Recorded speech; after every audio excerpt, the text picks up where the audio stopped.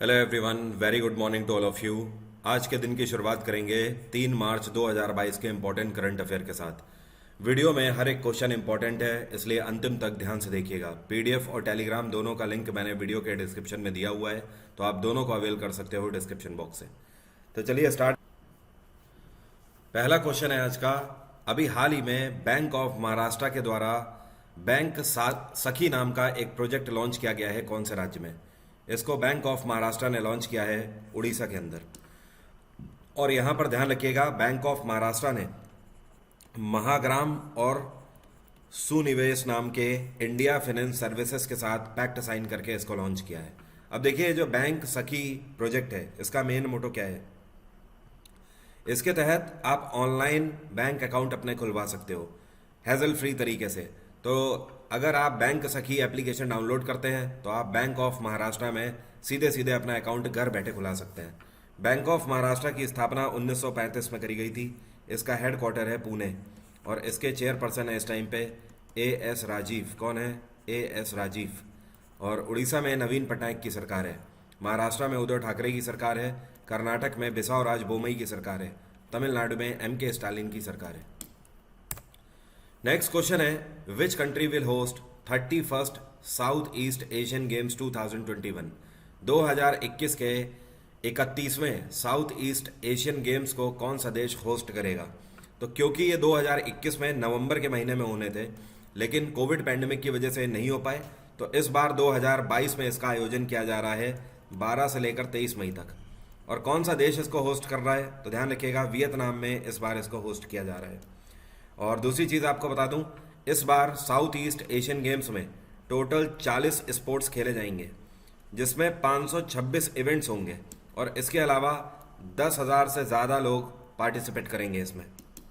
ये इसकी खास बात है। यहाँ पर आपसे एक और क्वेश्चन पूछ सकता है कि वियतनाम में होने वाले साउथ ईस्ट एशियन गेम्स का मैस्कॉट क्या है? मैस्कॉट मतलब जिसको हिंदी में बोला जाता है शुभंकर। तो ये जो आपको पिक्चर में दिख रहा है, यही है मैस्कॉट और इसका नाम क्या है? साउला इसको बोलते हैं। क्या बोलते हैं? साउला। साउला वियतनाम में पाया जाने वाला एक रेयर मैमल है। नेक्स्ट क्वेश्चन है, और यहां पर कैपिटल भी बता देता हूं। वियतनाम की कैपिटल है हनोई, भारत की कैपिटल नई दिल्ली, चाइना की कैपिटल बीजिंग एंड यूएई की कैपिटल अबू धाबी। और एक चीज़ आप और ध्यान रखिए, ये भी अपडेट आ चुकी है कि साल 2023 के जो साउथ ईस्ट एशियन गेम्स होंगे, इनको होस्ट करेगा कंबोडिया। कंबोडिया, ठीक है? ये चीज़ नोट कर लीजिएगा अपने नोट्स में। नेक्स्ट क्वेश्चन है, from whom International Olympic Committee has stripped off its top honour Olympic honour award. मतलब कहने का यह है कि अभी हाल ही में अंतर्राष्ट्रीय ओलंपिक समिति ने अपना सर्वोच्च सम्मान ओलंपिक सम्मान पुरस्कार किससे छीन लिया है? तो यह व्लादिमीर पुतिन से छीन लिया गया है, रशिया के राष्ट्रपति। आप सभी को पता है, रूस और यूक्रेन के बीच में जो वॉर चल रहा है, उसमें जो यूक्रेन में वायलेंस हुआ है रशिया की तरफ से, इस वजह से इसका जिम्मेदार व्लादिमीर पुतिन को ठहराते हुए इन्होंने ओलंपिक सर्वोच्च सम्मान पुरस्कार अभी हाल ही में छीन लिया है। एंड इंटरनेशनल ओलंपिक कमेटी की स्थापना 1894 में करी गई थी पेरिस में, लेकिन आज की डेट में इसका हेडक्वार्टर है लाउसेन। क्या है? लाउसेन। और इसके प्रेसिडेंट हैं इस टाइम पे थॉमस बैच। थॉमस बैच, ठीक है? नेक्स्ट क्वेश्चन है, भारत का पहला स्मार्ट प्रबंधित ईवी चार्जिंग स्टेशन किस स्थान पर बीएसईएस द्वारा अभी हाल ही में चालू किया गया है? तो बीएसईएस ने भारत में पहली बार smart managed EV charging station की स्थापना करी है दिल्ली के अंदर। और यहाँ पर बीएसईएस का मतलब है, इसको बोलते हैं बॉम्बे सुबर्बन इलेक्ट्रिक सप्लाई, और इसकी एक सब्सिडरी है बीएसईएस यमुना प्राइवेट लिमिटेड। लेकिन आपको मैं फिलहाल बता दूं, बीएसईएस पता है आपको किसकी यूनिट है? ये रिलायंस की यूनिट है। तो एक तरीके से आप बोल सकते हो कि रिलायंस की सब्सिडरी बीएसईएस के द्वारा दिल्ली के अंदर भारत का पहला इलेक्ट्रॉनिक व्हीकल चार्जिंग स्टेशन खोला गया है। इस चार्जिंग स्टेशन की खास बात यह है कि एक टाइम में 5 इलेक्ट्रॉनिक व्हीकल इसमें चार्ज किए जा सकते हैं। अगला क्वेश्चन है, who has been appointed as chairperson of executive committee of National Assessment and Accreditation Council, जिसको आप लोग शॉर्ट में बोलते हो नैक, या हिंदी में इसी को राष्ट्रीय मूल्यांकन एंड प्रत्यायन परिषद के नाम से जाना जाता है।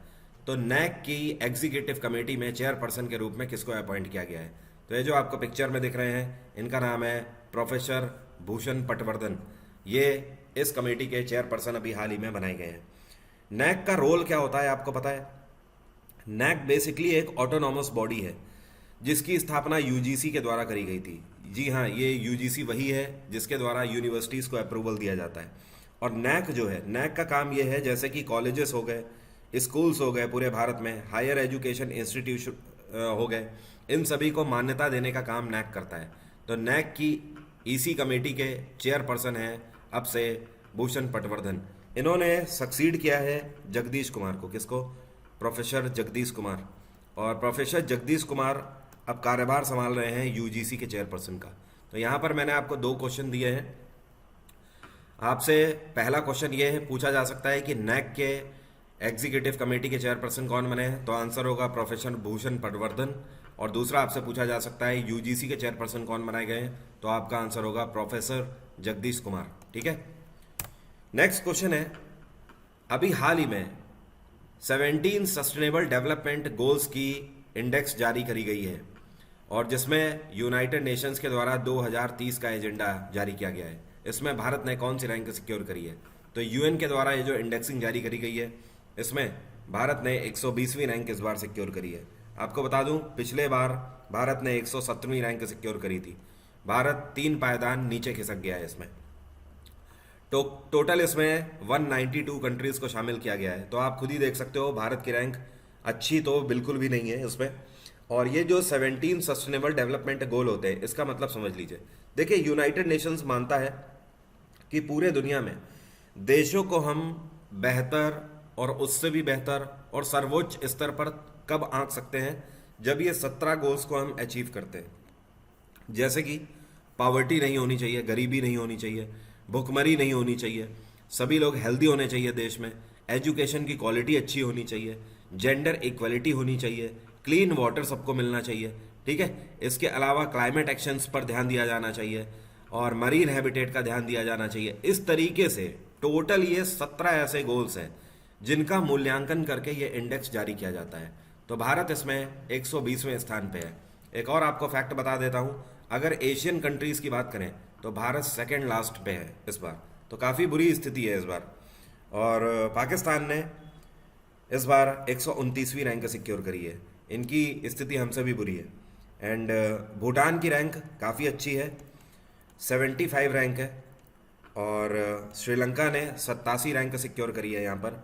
और नेपाल की अगर बात करें तो भारत से तो बेहतर ही है, 96वीं रैंक सिक्योर करी है। तो ये है बेसिकली। ओके। और ये एजेंडा क्या है? 2030 तक का एजेंडा इसमें लिया गया है कि 2030 तक इस इंडेक्स को जारी किया जाएगा और हमें इन 17 गोल्स को अचीव करना है। नेक्स्ट क्वेश्चन है, वर्ल्ड सिविल डिफेंस डे कौन सा दिन मनाया जाता है, जिसको हिंदी में बोलते हैं विश्व नागरिक सुरक्षा दिवस?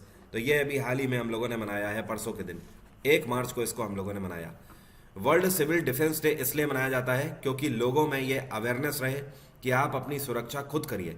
ऐसी व्यवस्था हमेशा करके रखिए कि कल को अगर डिजास्टर आ जाए, मान लीजिए भूकंप आ जाए या बाढ़ आ जाए, तो उस केस में आपके पास सारी सुरक्षा के संसाधन हो। दूसरों पर डिपेंड कम से कम रहिए, अपनी सुरक्षा की व्यवस्था खुद करिए। तो इस अवेयरनेस के साथ इस दिन को मनाया जाता है पूरे दुनिया भर में। और साथ में उनको याद किया जाता है जिन्होंने कहीं ना कहीं दूसरों की जान बचाने के लिए खुद की लाइफ सेक्रीफाइस कर दी। इस बार 2022 की थीम थी इसकी, civil defence and management of displaced populations in face of disaster and crisis, role of volunteers, the fight against pandemic. Next question है, अभी हाल ही में 46वां सिविल अकाउंट्स डे मनाया गया कौन से दिन?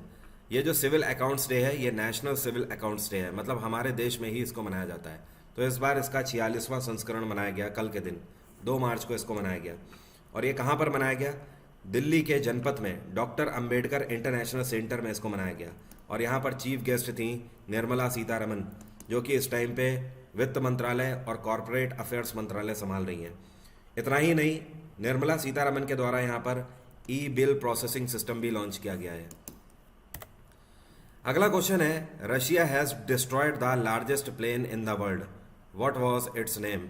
हम सभी को पता है रशिया यूक्रेन के वॉर के बीच में रशिया के द्वारा अभी हाल ही में दुनिया का सबसे बड़ा एरोप्लेन डिस्ट्रॉय कर दिया गया है। इसका नाम क्या था? तो ये जो आपको पिक्चर में दिख रहा है ये दुनिया का सबसे बड़ा एरोप्लेन है, कार्गो प्लेन है बेसिकली। इसका नाम है एंटोनोव 225 कार्गो प्लेन। इसी को डिस्ट्रॉय कर दिया है और इसी का निक नेम रखा गया था मरिया। मरिया का मतलब पता है क्या होता है? इसका मतलब होता है ड्रीम।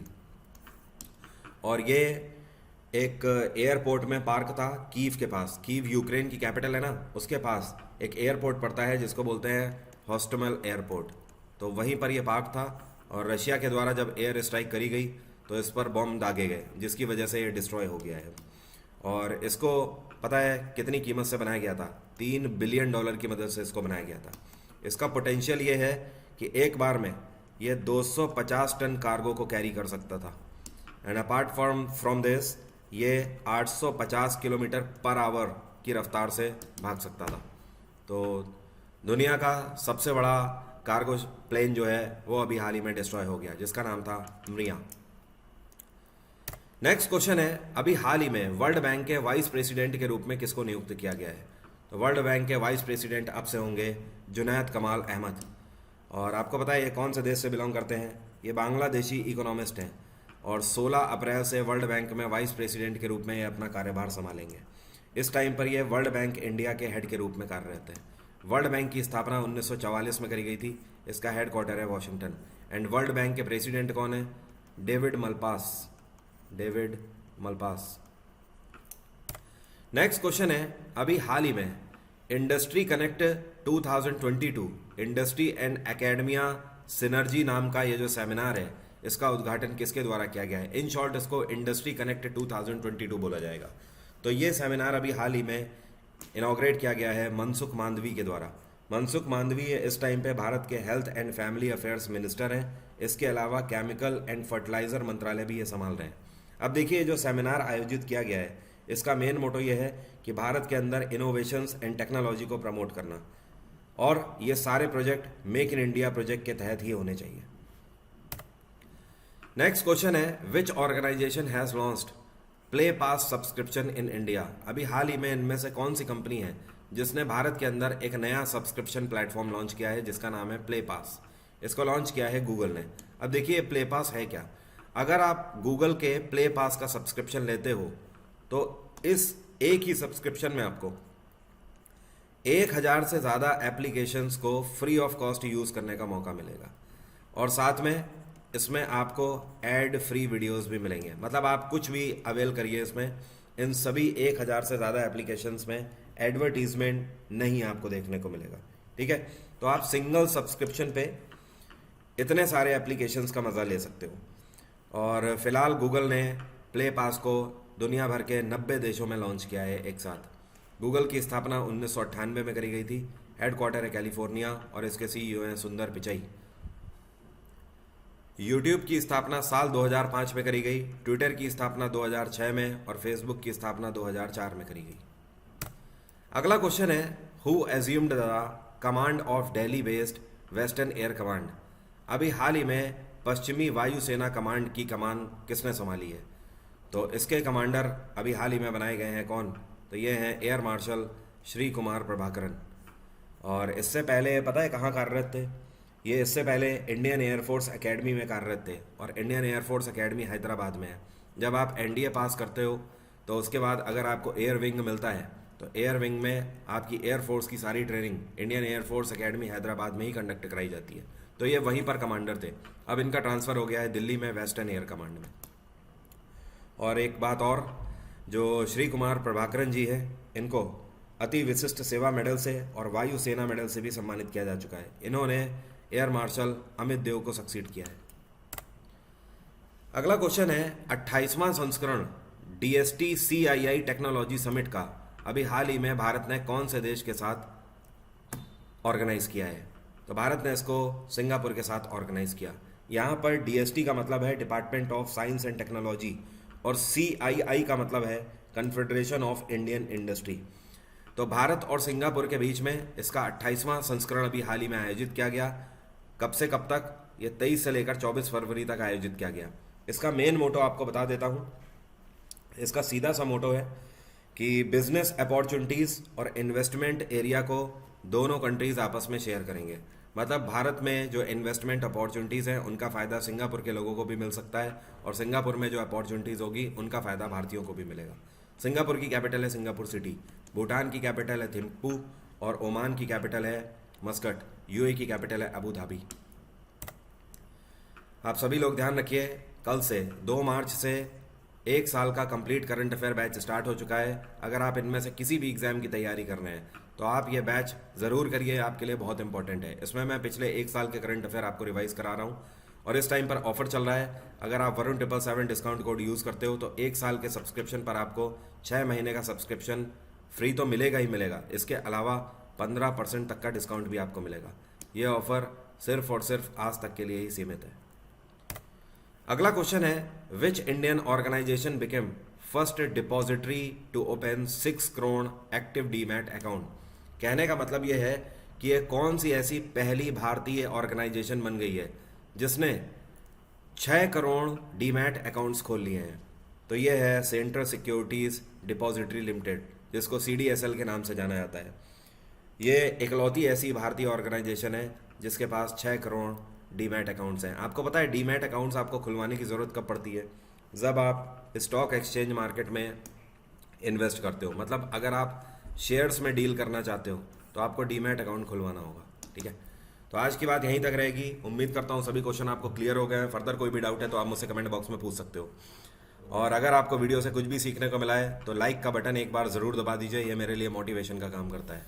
आज की बात यहीं तक रहेगी। Bye bye, take care, have a nice day. आपका दिन मंगलमय हो।